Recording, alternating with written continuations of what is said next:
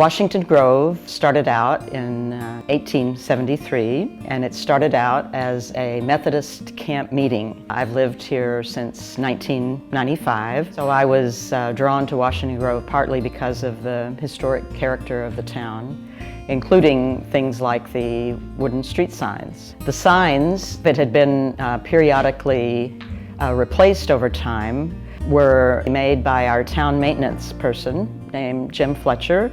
He's the one who introduced the routed lettering and the flora and fauna paintings on the signs. He was an artist. When Jim Fletcher was no longer involved in the making of the signs, as I would walk around town, I would see that the signs were in terrible, terrible condition. A lot of them were falling apart.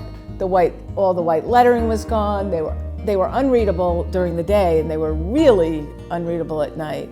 They wanted to put up metal signs, maybe with some artwork, but that they wanted to get rid of the wooden signs. I felt really strongly that that would be a mistake in terms of the whole character of the town. Susan Van Nostren came forward and volunteered to see if we could actually replace and restore the street signs. One of the town meetings where they were talking about this, and we said, can't we look into ways to preserve these signs? It would be less expensive, we think. It would be prettier, and it would really maintain the character of the town. Originally, my vision was that we would get 20 people together for 4 or 5 weekends, take a bunch of signs down, and then it would all be done. Turns out it was a lot more complicated than that, because after each step there's drying time.